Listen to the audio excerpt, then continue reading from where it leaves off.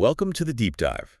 We're here to bring you the critical insights you need, directly and efficiently. Hello. Today we're doing a translational deep dive into a really fascinating area, antisense oligonucleotides. You'll often hear them called ASOs. Yes, and they represent a pretty fundamental shift, I think, from how we've traditionally thought about drug development. How so? Well, for years, maybe decades, the focus was mainly on proteins, right? Finding small molecules or antibodies to interact with a protein, maybe inhibit it, maybe activate it. Standard pharmacology, yeah. Exactly. But ASOs, they operate upstream. We're talking about directly targeting the RNA molecules transcribed from genes. So you're controlling the message itself, not just the final protein product. Precisely. Directly regulating disease-causing genes or specific variants of those genes right at the RNA level. Yeah. And while the idea isn't brand new, the basic science traces back to, believe it or not, 1978. Oh, that far back. It is. But the clinical impact, the actual approved drugs changing lives, that's largely been a story of the last, say, 10 to 15 years. The acceleration has been remarkable recently. Okay, so our mission today is to really unpack that for you, our audience of researchers and clinicians. We want to provide a science-first look. Right. No hype, just the data and the mechanisms. We'll cover the core science, how these ASOs actually work inside the cell. We'll look at the chemical engineering, the modifications that were absolutely essential to make them viable drugs. And we can't talk about ASOs without discussing the approved therapies. We'll go through key FDA approvals, mentioning the dates, the specific diseases they treat. Definitely. And we also need to tackle the challenges. Delivery is a big one, right? Getting these molecules to the right tissues, and also safety considerations. Absolutely. Pharmacokinetics and tissue targeting are crucial parts of the story. So let's start with the basics. What exactly is an ASO? Okay. Fundamentally, an ASO is a short string of synthetic nucleic acid bases. Think of it as a small piece of DNA or RNA, usually single-stranded. How short are we talking? Typically in the range of 15 to 25 nucleotides. And it's important to distinguish them from, say, siRNAs, small interfering RNAs. Right. siRNAs are double-stranded, work through a different pathway, the RASC complex, mostly in the cytoplasm. Exactly.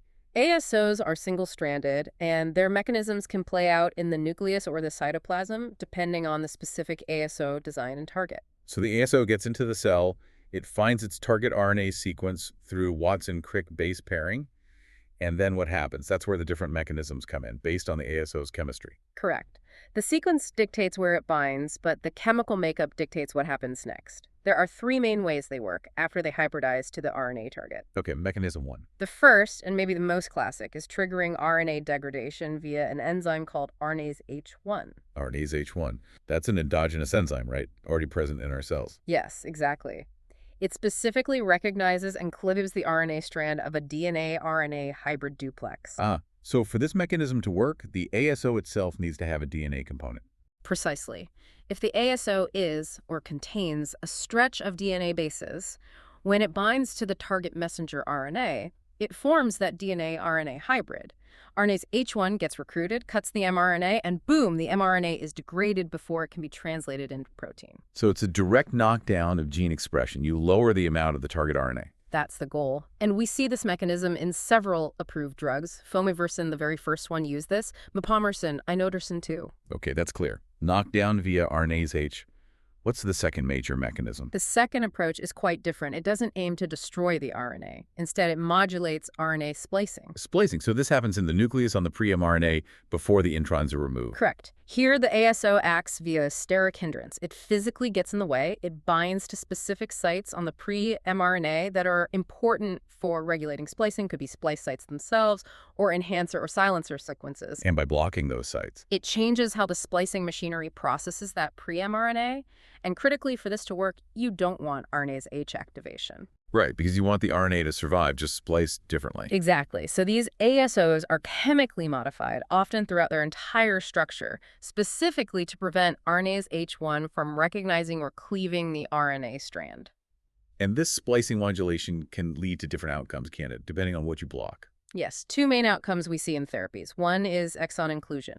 The famous example here is nusinersen, or Spinraza, for spinal muscular atrophy. SMA, right, caused by deficiency in the SMN protein. Correct. Most patients have a backup gene, SMN2, but it normally produces very little functional protein because exon 7 gets skipped during splicing.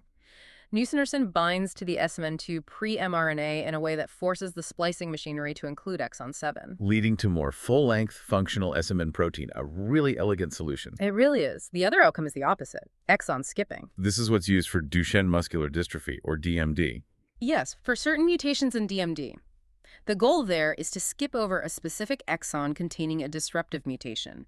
By forcing the machinery to skip that exon, you can sometimes restore the reading frame of the dystrophin gene. So you end up with a shorter dystrophin protein, but one that's hopefully partially functional, rather than none at all. Exactly. And we have several approved ASOs for DMD that do this, like eteplirsen, golodirsen, viltolarsen, casimersen, each targeting a different exon to skip, depending on the patient's mutation. Okay, so RNase H knockdown, splicing modulation. You mentioned a third mechanism. The third is also based on steric hindrance, but it targets translation directly. So acting on the mature mRNA in the cytoplasm. Yes. The ASO binds to the mRNA, typically near the start codon or in the 5' untranslated region, and physically blocks the ribosome from initiating or progressing along the mRNA. It just stops translation in its tracks. Simple physical blockage. Conceptually simple, yes. But it's interesting, as you pointed out in the outline, we don't currently have any approved ASO drugs that rely solely on this mechanism. Which suggests maybe it's harder to achieve pharmacologically, or perhaps the other mechanisms offer better therapeutic windows. That seems likely.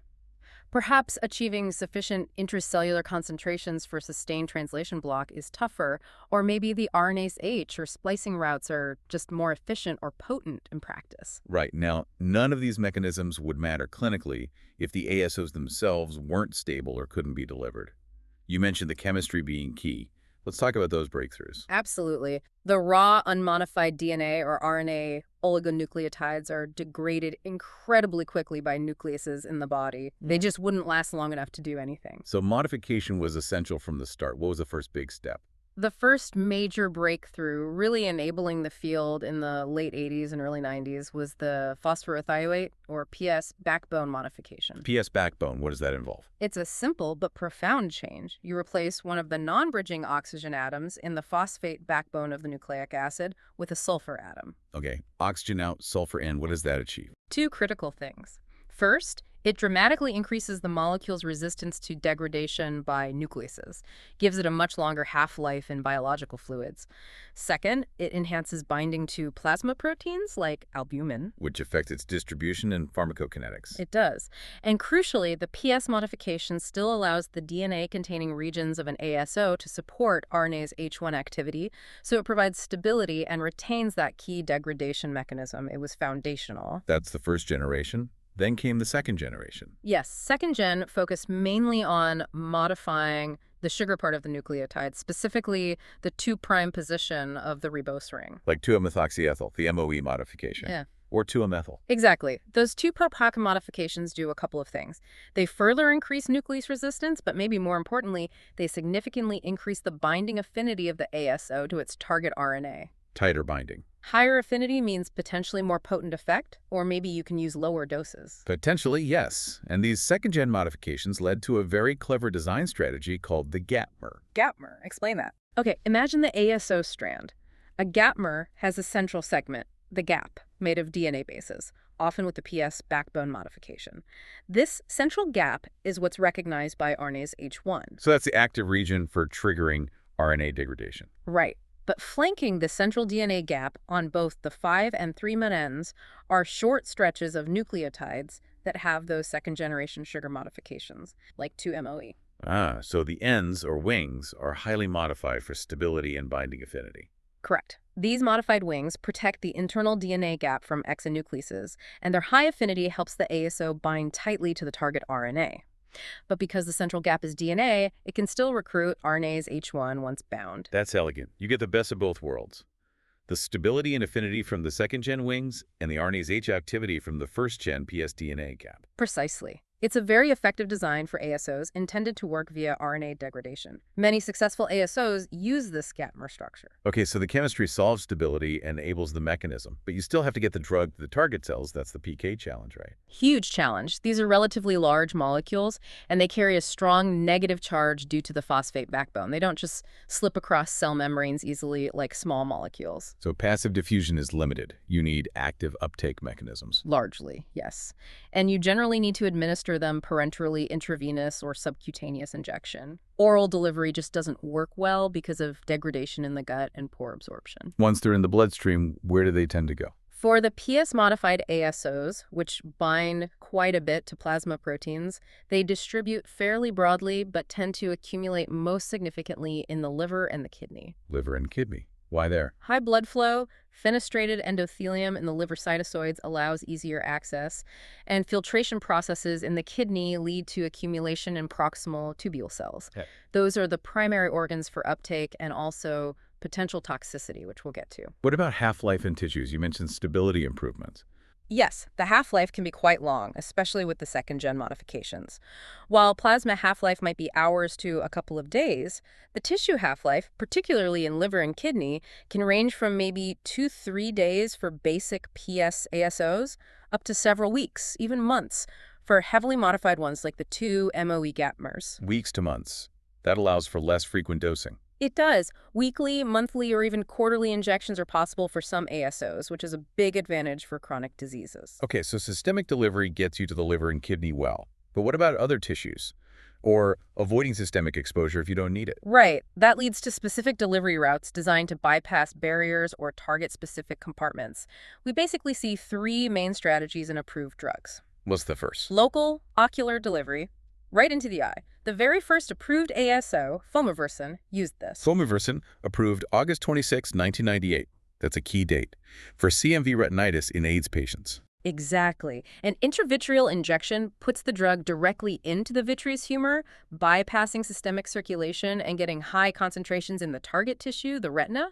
And interestingly, that was achieved with just the first-gen PS chemistry. Shows the power of local delivery when the target is accessible. What's the second route? Local delivery to the central nervous system, CNS. For diseases affecting the brain or spinal cord, systemic ASOs don't cross the blood-brain barrier effectively. So you have to go directly into the cerebrospinal fluid, CSF. Correct. Intrathecal injection, usually via a lumbar puncture. Nusinersen for SMA is the prime example here, delivered right into the CSF to reach the motor neurons. That requires repeated lumbar punctures, which isn't ideal for patients, especially kids. It's definitely a burden, and that's driving innovation. You mentioned Biogen's acquisition of Alcyone Therapeutics, announced September 18th, 2025. That's for the Thecaflex DRX system. What is that? It's basically an implantable device, a subcutaneous port connected to a catheter that goes into the intrathecal space.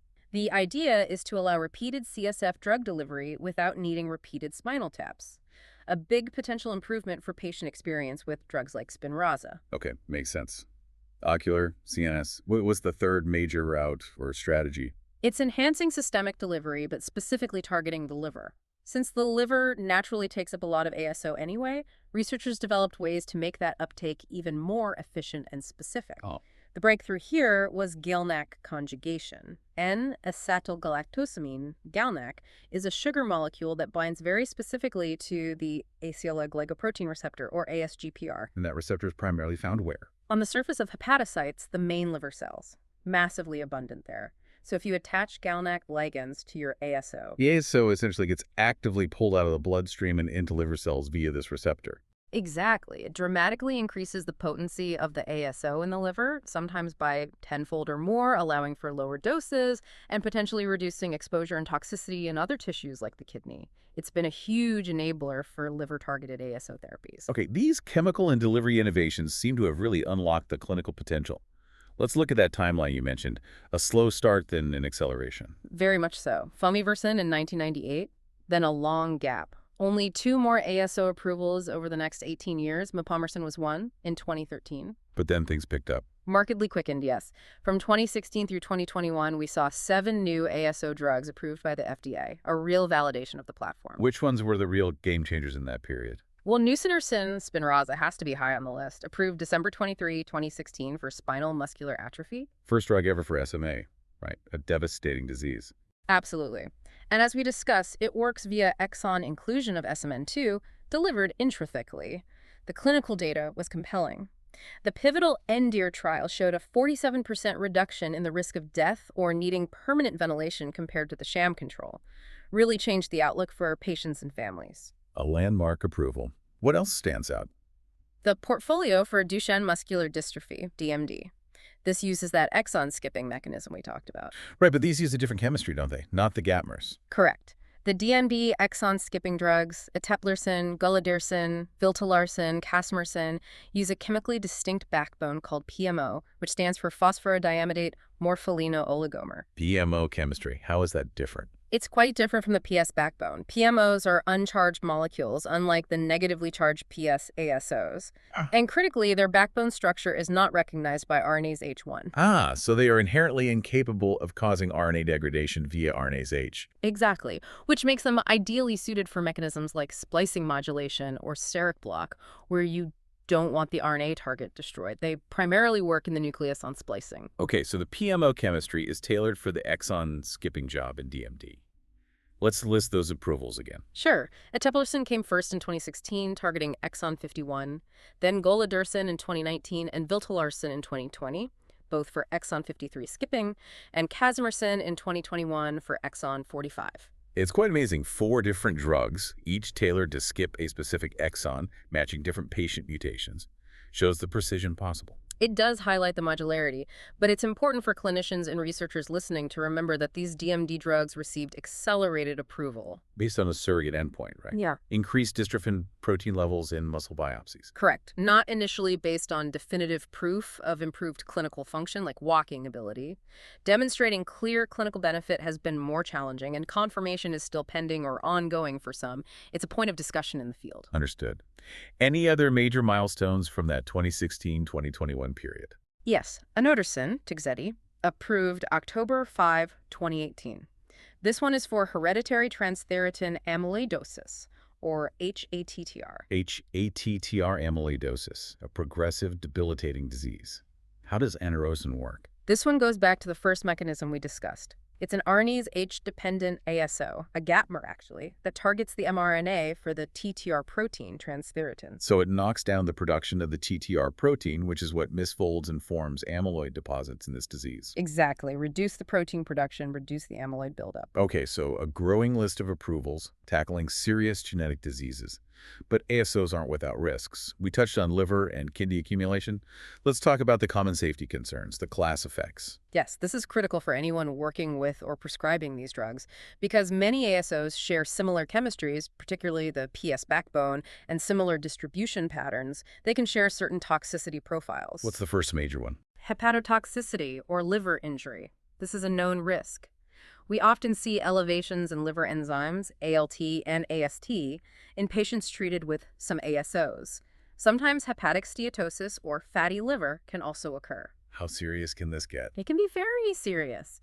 Mipalmersen, which was approved for homozygous familial hypercholesterolemia, HoFH, back in January 2013. I remember that one. Targeting ApoB mRNA. Right. It was actually withdrawn from the market in Europe and later the US around 2019, primarily due to the risk of severe hepatotoxicity, including steatosis. That really highlights the potential severity. So liver function monitoring is essential. Absolutely. And Oderson, for example, also carries warnings about this and requires regular liver function tests. Okay, liver toxicity. What's the second common concern? Renal toxicity or kidney injury. This has been observed with several ASOs, particularly some of those used for neuromuscular diseases.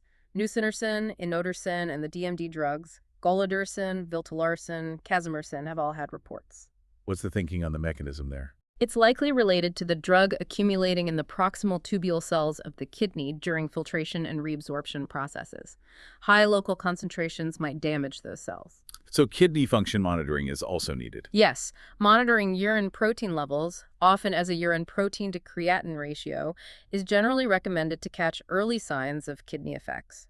Liver, kidney, any other major class warnings? The third significant one is coagulation abnormalities, specifically thrombocytopenia, which is a low platelet count. Low platelets increase bleeding risk. Correct. This has been a particular concern for nusinersen and inodersen.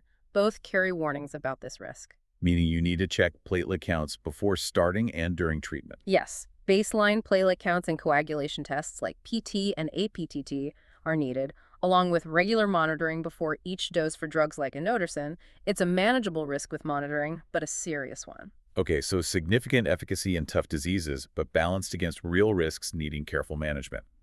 Where is the field heading now? Are ASOs moving beyond just knockdown and splicing? Absolutely. The platform is proving quite versatile. We're seeing expansion into new types of mechanisms and disease areas, especially in preclinical research. Like what?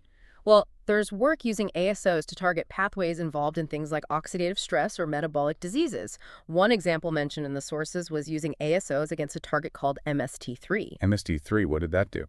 In mouse models of non-alcoholic fatty liver disease, NAFLD, these MST3 ASOs seem to help by reducing liver steatosis and inflammation, so targeting metabolic signaling pathways. Interesting. Moving beyond rare genetic disorders towards more common metabolic conditions. Potentially, yes, though that's still early stage. But perhaps even more exciting is the development of entirely new types of ASO mechanisms. You mean besides knockdown, splicing, and translation block? Yes. One really innovative approach gaining traction is called TANGO, Tango, what does that stand for? targeted augmentation of nuclear gene output. Augmentation. So increasing gene expression. That's the opposite of knockdown. Exactly, it flips the script. Instead of silencing a bad gene or fixing a splice defect, Tango uses ASOs to upregulate the expression of a normal wild-type protein. How on earth does that work? The strategy often involves targeting specific sequences, sometimes called poison exons or inhibitory regulatory elements within the pre-mRNA, or even non-coding RNAs, that normally act to suppress the expression or stability of the target transcript, by using an ASO to block these negative regulators. You release the brakes, allowing more functional protein to be produced from the gene. Precisely. It's a really clever way to boost protein levels. What kind of diseases would that be useful for?